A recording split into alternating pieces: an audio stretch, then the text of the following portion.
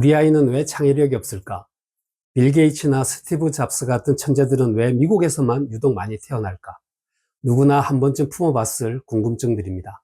유현준 홍익대 교수는 건축에서 그 실마리를 찾습니다. 성냥갑처럼 똑같이 생긴 초중고 교실이 우리 아이들의 창의력을 억제하고 때로는 전체주의적 사고에 물들게 한다는 것입니다. 유 교수는 현대인이 TV나 유튜브를 많이 보는 원인도 폐쇄적 생활 구조에서 찾습니다. 오늘 소개할 책은 유 교수가 도시는 무엇으로 사는가에 이어 내놓은 어디에서 살 것인가 입니다.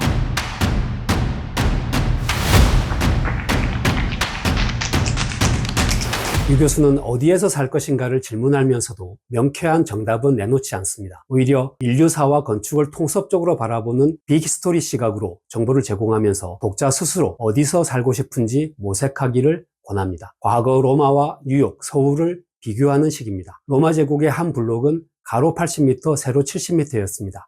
사람이 걸어서 한 블록 걷는데 약 72초가 걸렸다고 합니다. 뉴욕의 한 블록은 가로 250m, 세로 60m인데 주요 교통수단이던 마차로 약 45초가 걸렸습니다. 서울 강남은 가로, 세로 800m입니다. 로마보다 10배가 더 크니 자동차 아니면 움직이기가 어렵습니다. 로마, 서울, 뉴욕 가운데 어디가 더 보행자 친화적인지, 어디가 더 걷고 싶은 도시인지는 자명합니다. 저자는 기후와 위도가 문명사회에 미친 영향도 아주 재미있게 풀어냅니다. 수메르와 이집트에선 인류 역사상 가장 오래된 문명이 탄생을 했습니다. 두 문명의 공통점은 건조기후대에 위치한 것입니다. 비가 적게 오는 건조기후대는 습한 기후보다 전염병 또는 세균 전파 가능성이 낮습니다. 지금의 이라크에 위치한 수메르는 북위 32도에 위치해 있습니다. 2500년이 흘러서 그리스 문명이 꽃 피웠던 아테네는 북위 37도입니다. 또 400년이 흘러서 전성기를 맞은 로마 제국은 북위 41도에 위치해 있습니다. 시간이 흘러 과학기술이 발전하면서 점점 문명이 북쪽으로 발전해 나간 것입니다. 앞서 제레미 다이아몬드는 총균세에서 대륙의 모양이 위도가 같은 가로, 동서 모양인가 또는 세로, 남북 모양인가로 복잡한 인류사를 풀어낸 적이 있는데 유현준 교수 또한 비슷한 맥락으로 설명을 합니다. 북위 37도의 서울은 비가 많이 와서 목재가 썩기 쉬운 환경입니다. 우리 조상들은 한옥 기둥을 보호하기 위해서 처마 끝을 살짝 들어 올려서 빛이 잘 들도록 했습니다. 북위 31도의 상해는 처마를 하늘로 치솟게 한 반면 북위 39도의 베이징은 처마 곡선이 낮아지는 것을 알 수가 있습니다.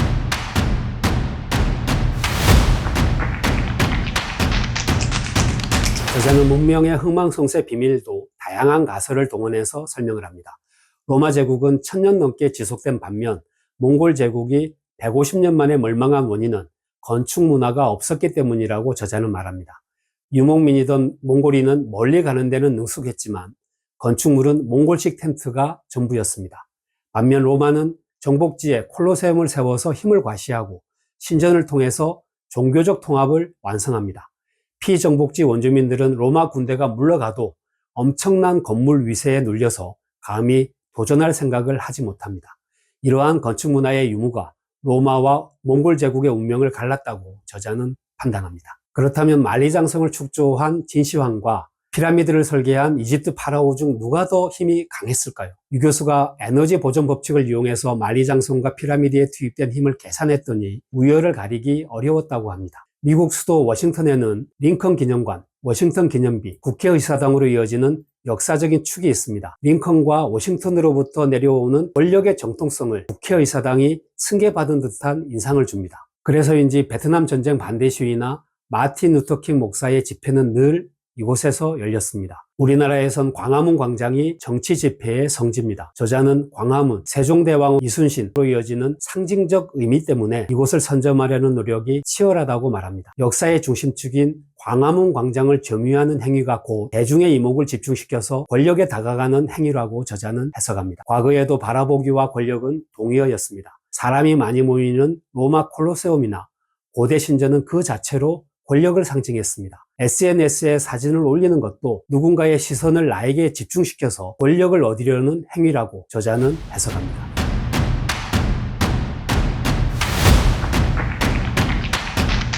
우리 사회는 인연 갈등뿐만 아니라 성, 지역, 세대 갈등이 복합적으로 얽혀 있습니다. 갈등 공화국이라고 불릴 정도입니다. 저자는 한국 사회가 다양성과 다름을 인정하지 못하는 원인 중 하나를 학교 건축에서 찾습니다. 전국의 학교는 운동장 하나에 4층 또는 5층 건물로 이루어져 있습니다. 인격이 형성되는 시기에 12년을 양계장이나 교도소처럼 똑같은 시설에서 자란 아이들은 자신과 조금만 달라도 이상한 사람 취급하거나 왕따시키는 문화에 빠져들기가 쉽다고 합니다. 저자는 아이들의 창의성이 부족한 원인도 학교와 아파트에서 찾습니다. 미국의 한 연구에 따르면 천장이 3m 이상으로 높은 공간에서 시험을 친 아이가 그렇지 않은 아이보다 창의적 문제를 3배 더 풀었다고 합니다. 비어있는 공간이 많을 때 생각할 여유가 많아지기 때문이라고 저자는 추측합니다. 반면 우리가 사는 아파트와 학교 천장은 대부분 2.5m 내외입니다.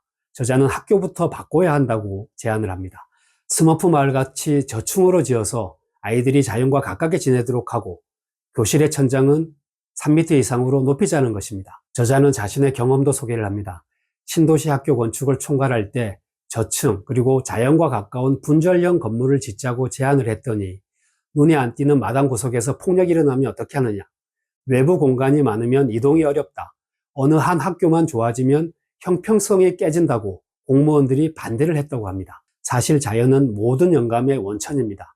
니체가 스위스의 한 호수를 산책하면서 자라투스트라는 이렇게 말했다에 영감을 얻었던 일화는 유명합니다.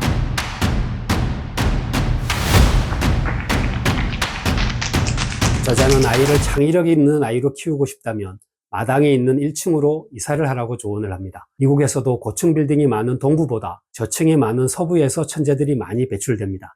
애플 창업자 잡스 역시 1층 주택의 차고에서 다양한 도전을 했습니다. 사회학자 로버트 거트만 역시 1, 2층 저층 주택에 사는 사람은 고층 주거지에 사는 사람보다 친구가 3배 많다는 연구 결과를 내놓기도 했습니다. 친구들과 다양한 생각을 교류할 수 있는 환경이 천재를 만들어낸다는 것입니다. 창의력이 높은 사람은 자신의 업무와는 상관없는 사람들, 청소부나 다른 부서 직원들과도 잡담을 즐긴다고 합니다. 끊임없이 생각을 교류하는 것입니다. 저자는 전작인 도시는 무엇으로 사는가에서도 현대인들이 TV를 많이 보는 이유가 마당이 없어서 아파트에 살아서라고 했습니다. 실내에 갇혀 지내는 시간이 길어지면서 유일하게 화면이 변하는 TV나 게임, 유튜브만 쳐다본다는 것입니다.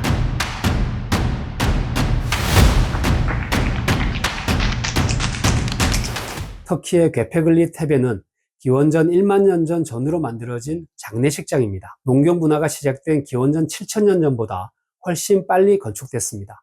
저자는 수렵 채집인들은 괴베클리 테페 같은 건축물을 짓기 위해서 장기간 정착하면서 원시적인 형태의 농사를 시작했다. 농경 사회가 시작되면서 건축물을 지은 게 아니라 형이상학적 건축을 하기 위해서 농경을 했다고 주장을 합니다. 이 책에는 기독교가 한국에서 급성장한 배경 중 하나로 상가교회 때문이라거나 1894년 동학혁명이 실패한 이유가 온돌 문화에 따른 더딘 도시화 때문이라는 주장도 담겨 있습니다.